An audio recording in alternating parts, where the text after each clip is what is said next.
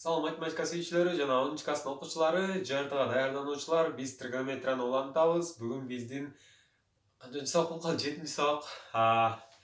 Койсинустар жөнүндө сөз кылмакчыбыз. Мурун биз y огун синуска өзгөрткөнбүз. Ал эми азыр баарыңар эле сезип турсаңар керек.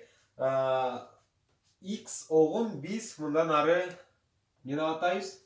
Албетте койсинус деп атайбыз. Койсинус. Демек, бул жакта мурунку сабактардагыдай эле тапшырма берилген. Койсинус пи бөлүнгөн 3 кайсы мааниге ээ болот? Бул функция, анын аргументи пи бөлүнгөн 3 табабыз.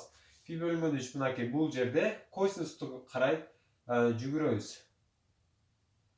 Башкача айтканда, бул жакта 3 бар, ошондо эң биринчиден эле 1/2 болчу.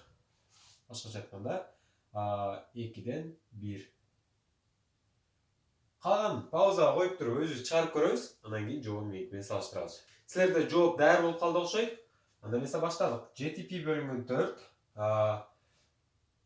Бул жакта 4 пи бөлүнгөн 4, 5, 6, 7. Мына бул жер баягы эле орду. 7 пи бөлүнгөн 4. Койсинусту карай чуркайбыз. Демек, бул экөө чогуу келет болчу. Бул жакта башка. Кайсы эле? Тамыр асты 2 бөлүнгөн 2 болчу.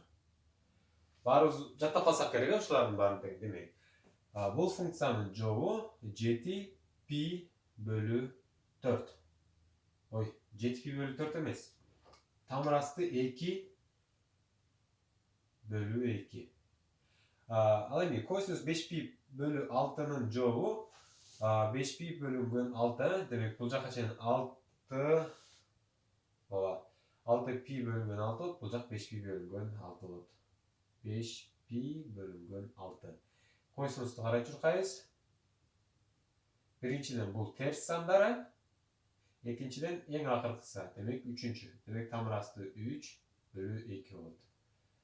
Минус тамыр асты 3 бөлүнгөн 2. Койсинус пи бөлү 2. Койсинус пи бөлү 2.